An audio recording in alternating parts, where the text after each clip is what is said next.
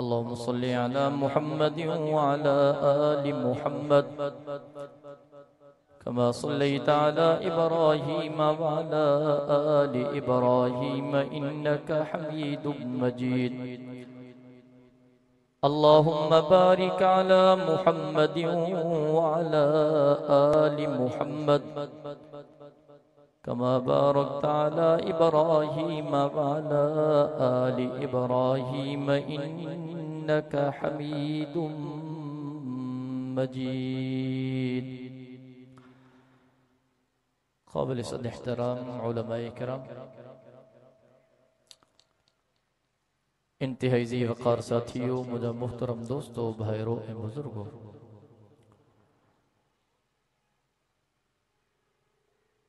تو ایسا جو ہے جلسے میں اللہ جے پاک قرآن جی محفل اے مجلس میں محض اللہ رب العزت کے راضی کرنے دی نیت سانگڑ اتھیا ہوں. دعا ہے تو اللہ تبارک و تعالی توہاں ایسا جی ہن حاضری کے منظور و مقبول فرمائے. ارادو تو ہوئے تو جلدی پہنچن جو، لیکن کچھ معاملات، کچھ مصروفیات، کچھ مجبوری، بہرحال اللہ رب العزت جا تمام مرا احسان جو اللہ رب العزت غریب جو دہاڑے تے اوانی زیارت نصیب کئی. مختصر وقت میں بچار گالیوں اس کیا تو دعا ہے تا اللہ تبارک و تعالی مکہ حق سچ گالہینا اما کے ان جے سمجھنا ایسا سبنے کے ان تے عمل کرنے جی توفیق نصیب فرمائے. قرآن پاک جی ہکڑی آیت اوان جی سامو تلاوت کئی ہے. رب تو فرمائے کل من علیہا فان، سمور جہان فانی ہے. کمو پیش اللہ تبارک و تعالی جا سوا لکھ نبی آیا فانی جہان چھڑے ویا. سبق آخر میں امام الانبیاء، خاتم الانبیاء، خاتم الرسل، آمینہ جو لال جناب محمد الرسول اللہ چو صلی اللہ محبت سا حضور جو نالو محبت سا چو صلی اللہ علیہ وسلم جن آیا سائن جن بفانی جہان کے چھڑے ویا. حضور جا سوا لکھ صحابہ فانی جہان چھڑے ویا، تابعی تبع تابعی فانی جہان چھڑے ویا. منہ ہن جہان میں پکا کے نائیں ہی عارضی زندگی ہے، یہ چند دیہن جی زندگی ہے. اللہ جو قسم پوجر انسان جی یہ چند دیہن جی زندگی ہے. یہ انسان جی عارضی زندگی ہے. دپو مسلمانوں انسان ہمیشہ واری زندگی کی کیا تو وساری چلی. انسان ابدی زندگی کے کیے تو وسارے چھڑے. اج ہر کہتے نظر کر نفسا نفسی نفسا نفسی نفسا نفسی جو عالم. صبح کا شام تائیں پنجن معاملات میں پنجن معاملات میں پنجن معاملات میں، لیکن انسان کے ایا شے یاد نہ ہے تو ماں دنیا میں آئیو چھو ہاں. توجہ آئے نا، توجہ کجو. حرب کلام مقدس میں فرمائیو بسم اللہ الرحمن الرحیم. مختصر وقتا نماز جو ٹائم بھی تھی ویا، بس بٹر میں محبت سان گجی چو سبحان اللہ. کل من علیہا فان، کل من علیہا فان، کل من علیہا فان،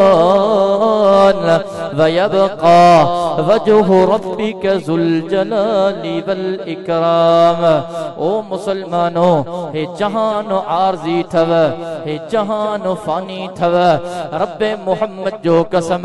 رب جا سوا لکھ نبی آیا. حضرت آدم صفی اللہ بے آیو، حضرت نوح نجی اللہ بے آیو، حضرت ابراہیم خلیل اللہ بے آیو. हजरत इस्माइल ज़बीहुल्लाह बे आयो, हजरत यूसुफ सिद्दीकुल्लाह बे आयो, हजरत दाऊद खलीफतुल्लाह बे आयो, हजरत मूसा कलीमुल्लाह बे आयो, हजरत ईसा रूहुल्लाह बे आयो। समूरा नबी आया पंजी जिंदगी अल्लाह जी तबलीग करे, अल्लाह जे दीन खे आम करे, फानी जहान छड़े विया। हेरे नजर कजाए सब का आखिर में नबीयन जो सरदार नबी, रसूलन जो पगदार नबी, कायनात जो महदार नबी, अल्लाह जो दिलबर, नबीयन जो अफसर, शाफिए महशर, साक़िए कौसर, बुलंदो बाला कदर, रहमत जो समंदर, जनाबे मुहम्मदुर रसूलुल्लाह सल्लल्लाहु अलैहि वसल्लम जलाया। साईं जन जी जिंदगी 63 साल, साईं जन पंहिंजी जिंदगी अल्लाह जे पाक कुरान जी तबलीग कई। हुजूर जा 1.25 लाख सहाबा मदीने जे मीर जे हथन ते बैयत करे आमिना जे लाल जा गुलाम बणिया। रब फरमायो इन्नका मय्यितू व इन्नहुम मय्यितून। ओ मुझा महबूब तोखे भी फानी जहान छड़नो पर समूरे जहान के फानी जहान छड़नो है। आरजी जहाना, आरजी जहाना, चंद ॾींहंनि जी ज़िंदगी आ। ओ इंसान जॾहिं मदीने जे मीर आमिना जे लाल इन फानी जहान खे छॾियो, असांजी ज़िंदगी कहिड़ी आ? खुदा जो कसम हिकिड़े ॾिहाड़े मदीने जे मीर पंहिंजे सहाबा खां पुछो, ओ मुंहिंजा सहाबियो तहां मौत खे पंहिंजो केतिरो क़रीब समझंदा हो? हिकिड़े सहाबी अर्ज़ कयो, या रसूल अल्लाह सल्लल्लाहु अलैहि वसल्लम, साईं सुबुह जी निमाज़ पढ़ंदा हूं, यकीन न हूंदो आ ज़ुहर जी निमाज़ नसीब थींदी अलाए न थींदी। मुंहिंजे साईं ॿिए सहाबीअ खां पुछो, उन चयो साईं ज़ुहर जी निमाज़ पढ़ंदा हूं, यकीन न हूंदो आ असर जी निमाज़ नसीब थींदी अलाए न थींदी। मुसलमानो मुंहिंजे साईं फरमायो, ओ मुंहिंजा सहाबियो तहां मौत खे ग़लत समझो आ। मां मुहम्मद करीम मौत खे पंहिंजो एतिरो क़रीब समझंदो हा जेकॾहिं निमाज़ जे अतहियात में हूंदो हा, हिकिड़ो सलाम फेरींदो हा, मां मुहम्मद करीम खे यकीन न हूंदो आ ॿियो सलाम फेरींदुमि अलाए न फेरींदुमि। हे मौत हक़ अटल हक़ीक़त आ, इन हक़ीक़त खे को टारे नथो सघे। 11,000 जो झटको आ। 1400 साल पहिरियां मदीने जे मीर फरमायो हो, बुइस्तु अना वसाअतु कहतैन। ओ दुनिया वारो मां मुहम्मद करीम जे बिन आंगुरनि में जेतिरो फ़ासिलो आ, क़यामत में एतिरो फ़ासिलो आ। 1400 साल गुज़री विया। ओ इंसान आखिरत जी तैयारी कर, ओ इंसान आखिरत जी तैयारी कर, ओ इंसान नमाज जी पाबंदी कर, रोज़े जी पाबंदी कर, नमाज जी पाबंदी कर, रोज़े जी पाबंदी कर, ज़कात जी पाबंदी कर। रब तोखे माल ॾिनो आ, काबतुल्लाह जो हज कर, गरीबन जो ख्याल कर, मिस्कीनन जो ख्याल कर, यतीमन जो ख्याल कर। अल्लाह जो कसम अज इंसान अल्लाह जे तरखां गाफिल थी वियो। यो रब पुछे थो फ़अैन तज़हबून। ओ मुंहिंजा बाना काॾे था वञो? ओ मुंहिंजा बाना काॾे था वञो? या अय्युहल इंसानो मा गर्रक बिरब्बिकल करीम। ओ इंसान तोखे मां अल्लाह खां कहिड़ी शइ गाफिल कयो आ? ओ इंसान तोखे मां अल्लाह खां कहिड़ी शइ मोड़ियो आ? ओ इंसान अॼु दुनिया ते नज़र कर, दुनिया फना थींदी, क़यामत काइम थींदी। रब कलामे मुक़द्दस में फरमायो, फ़इज़ा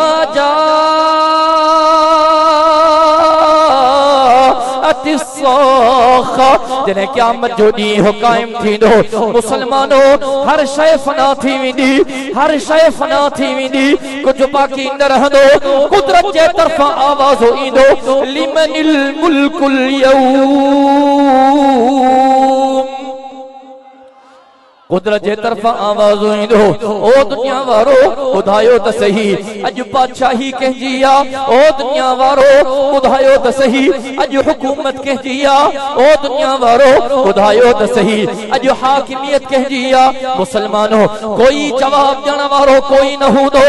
कोई बाक़ी न हूंदो। कुदरत जे तरफ़ां आवाज़ो ईंदो, लिल्लाहिल वाहिदिल क़हार। हुकूमत अकेले अल्लाह जी आ। बादशाही अकेले अल्लाह जी आ मुझो विजदान कम थो करे मुझो सो कम थो करे जर इंसान रब जे तरफ का गाफिल थियो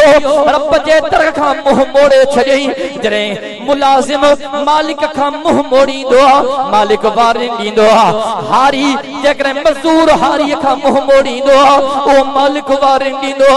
जरो कोरोना वायरस जी शक्ल में रब पंजन बानन के वारिन दी ओ मुझा बना करे था वणो अल्लाह जे दर ते मोटी अचो दुनिया ते नजर कर कोरोना वायरस आयो सजी दुनिया जे अंदर लॉकडाउन थी वियो फ्लाइटियूं बंद थी वयो बाट बंद थी विया दुनिया दुनिया खा कटजी वई मुल्क मुल्क खा कटजी विया सूबा सूबन खा कटजी विया जिला जिलन खा कटजी विया शहर शहरन खा कटजी विया खुदा जो कसम महल्ला महल्लन खा कटजी विया बाहर पुलिस जो पहरो हो रेंजर्स जो पहरो हो आर्मी जो पहरो हो बाहर न निकिर जो बीमारी आई आ तहां जे जिंदगी के खतरो आ सजी दुनिया घरन ताई महदूद थी वई तवज्जो कजो मुसलमानो मुझो विजदान थो कम करे जनो रब यो कोरोना वायरस आने करे सजी दुनिया के अंदर लॉकडाउन आने करे सजी दुनिया के इंसानन के घरन ताई महदूद करे जनो रब क़यामत जे दी खां पेरिया दुनिया के अंदर इहो ऐलान कियो लिमनिल मुल्कुल यौम लिमनिल मुल्कुल यौम ओ दुनिया वारो तहां में तकब्बुर अची वियो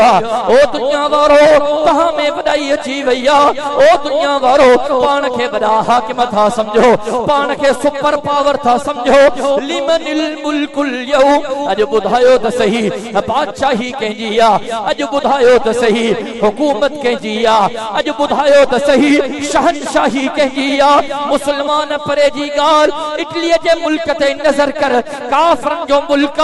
जने इटली जा रोड रास्ता घिटियो लाशन सा भरजी विया तमाम बड़े अंग में मानू फोत इटली जो सदर प्रेस कॉन्फ्रेंस जो करे जी बुधो जेका दुनिया जा हीला जेका दुनिया जा वसीला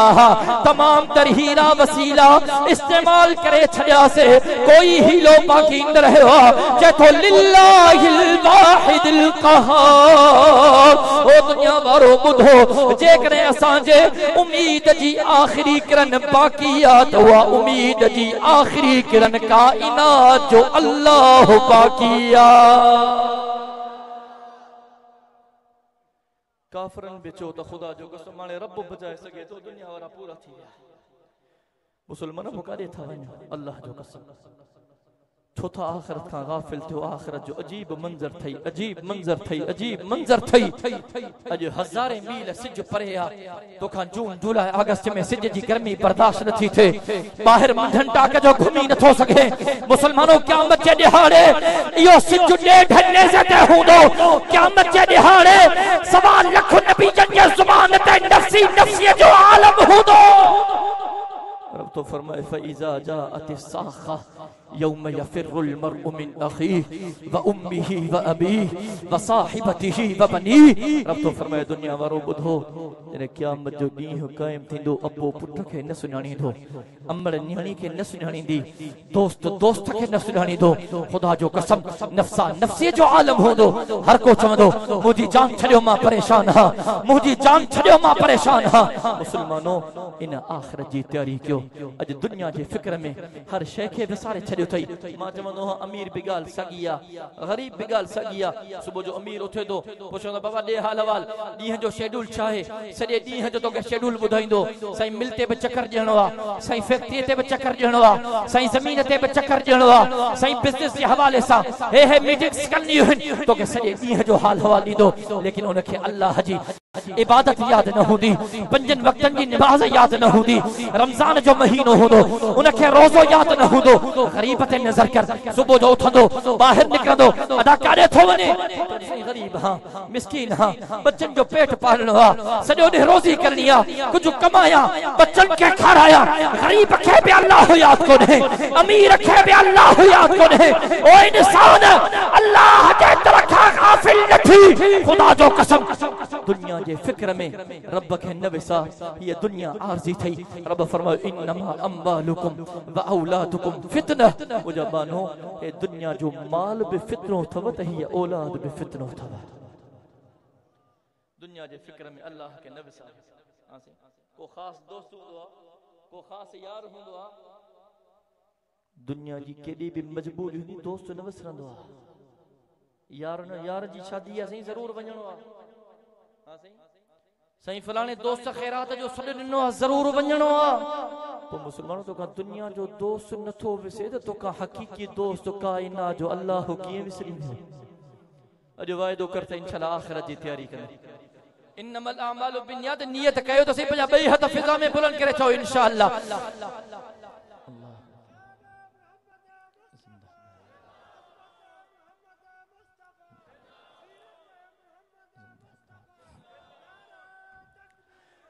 فکر دنیا کر کے دیکھا فکر عقبہ کر کے دیکھ آخر میں بے وفائی لگے محبت سا جو سبحان اللہ فکر دنیا کر کے دیکھا فکر عقبہ کر کے دیکھ فکر دنیا کر کے دیکھا فکر عقبہ کر کے دیکھ چھوڑ اب ذکر سب کا ذکر اللہ کر کے دیکھ کون کس کے کام آیا کون کس کا ہے بنا سب کو اپنا کر کے دیکھا رب کو اپنا کر کے دے نہ دنیا سے نہ دولت سے نہ گھر آباد کرنے سے نہ دنیا سے نہ دولت سے نہ گھر آباد کرنے سے تسلی دل کو ملتی ہے خدا کو یاد کرنے سے خدا جو قسم زندگی فانی تھی خبر نہ پوندی چنگا بھلا سنجا اکابر عالم فانی جان چھڑے ویا پاکستان جے نیے گا ٹھہو اسلامی جمہوریت پاکستان لیکن پاکستان جے تاریخ تے نظر کندو تہاں کے ہمیشہ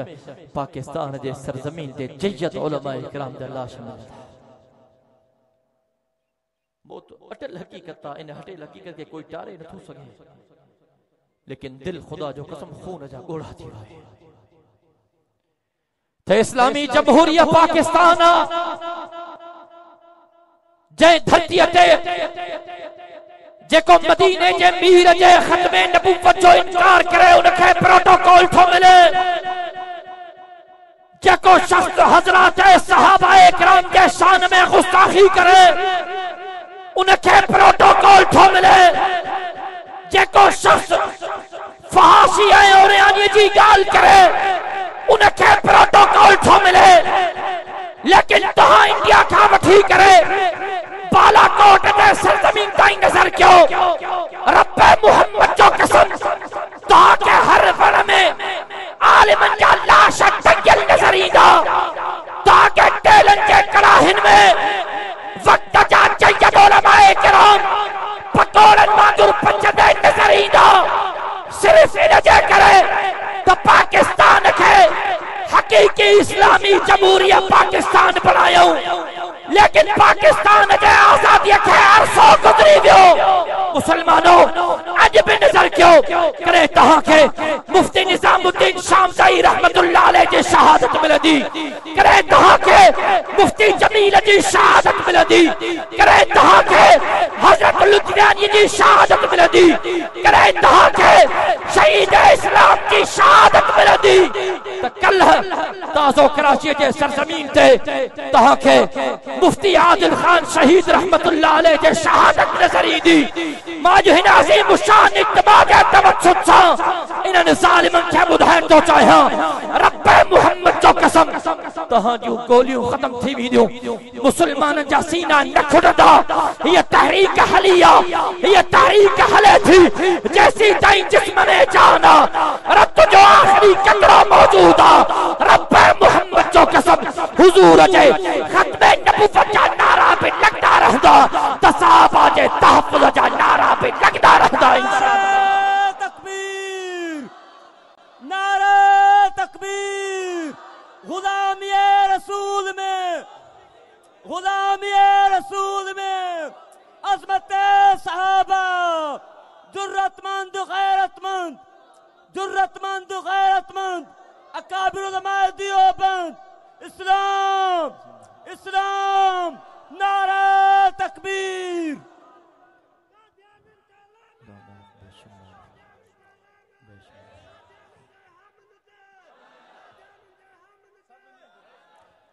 مدینے جے میر موت کھان ڈرجن نہ سکھاریو موت جی تیاری کرن سکھاریا ڈاڑا جے نا سبحان اللہ حضور جے سوا لکھ صحابہ تے نظر کر جناب ابو بکر صدیق تے نظر کر جناب فاروق اعظم تے نظر کر جناب عثمان ذی النورین تے نظر کر جناب علی المرتضی تے نظر کر حسنین کریمین تے نظر کر حضور جے سوا لکھ صحابہ تے نظر کر تو کہ حضور جے صحابہ جے پاک زبان تے یہ دعا نظری دی اللہم ارزقنی شہادتا فی سبیلک صحابہ جا غلام محبت سادہ جو سبحان اللہ حضور جے صحابہ موت کھان ٹرجن نہ سکھاریا موت جی تیاری کرن سکھاریا حضور جا صحابہ دعا گردا سانجا رب اساں کے موت دے تے موت شہادت بھارو دے جائے اج ہن عظیم الشان اجتماع دے توجہ سا انہاں کے پیغام تھوڑیا رب محمد جو قسم اساں دے موت کھان ٹرجن وارا نہ ہو ہے کپڑا اساں جا کفن اساں دے سینن تے موجود ہے اج اساں دے رب کھا دعا تھا گھرو اساں دا رب موت کل حقیقت جے کرے موت دے تے موت شہادت بھارو دے جائے اچھنو مرس منو جو اللہ جو قسم وقت تھا عالمن جو ساتھ دیو اکابرن جو ساتھ دیو یہ نہ تھے جو عالمن کے پٹھی دیو اے قیامت جے دہاڑے جنہیں مٹھڑے محمد کریم صلی اللہ علیہ وسلم دے سامو ہلو اللہ نہ کرے حضور اساں کے دسی پنجے ختم نبوت وارے چہرے کے موڑے چھڑے خدا جو قسم اے خیال نہ رہو احساس نہ رہو چلنا کاوڑ میں اچھوں نتھا ڈسوں سامو عالم بیٹھوا سامو وقت مفتی بیٹھوا سامو وقت جو ولی اللہ چھک کم کے جاتے پہتا سے انا للہ و انا الیہ راجعون مدینہ جمیر فرمایو العلماء ورثۃ الانبیاء عالم نبی چکا وارث تھا حضور فرمایو موت العالم موت العالم دنیا وارو بدھو ہکڑے عالم جو موت پورے عالم جو موت تھا مسلمانوں عالم جو قدر اج مساوائدو کیوں تو انشاءاللہ حق جے عالم جو ساتھ نہیں لاسی پنجا بئی ہتھ فضا میں برن کرے چھو انشاءاللہ عالم جو ساتھ ربو انشاءاللہ عالم جو ساتھ ربو انشاءاللہ جکرے عالم متھن چا کفر بدھی کرے میدان تے نکل جو حکم کیوں تو میدان تے نکل دو انشاءاللہ حضور جے ختم نبوت کے تحفظ جلا میدان تے نکل دو صحابہ کے دفاع جلا میدان تے نکل دو اللہ سے جزائے خیر دے تپو ہن مہینے جی 18 تاریخ اج آچرا ایندر آچر تے کراچی دے سرزمین تے عظیم الشان فقید المثال کانفرنس جو انعقاد کیا ہوا جہاں مہمان خاص فرزند مفتی محمود قائد ابن قائد قائد امام انقلاب حضرت مولانا فضل الرحمن صاحب دامت برکاتہم العالی جنہودا تمام ساتھن کے 18 اکتوبر جی دعوت ارز کجے تھی تا کراچی عظیم الشان پروگرام میں شرکت کرا انشاءاللہ اب کراچی اچھبو کراچی حلبو انشاءاللہ اللہ سے جزائے خیر دے چل اللہ تبارک و تعالی تمام ساجیہین حاضری کے منظور و مقبول فرمائے ماجے کا لفظ چب اللہ تبارک و تعالی انہیں گالن جمتا عمل کرنے جی توفیق نصیب فرمائے زندگی باقی ملاقات باقی و آخر دعوانا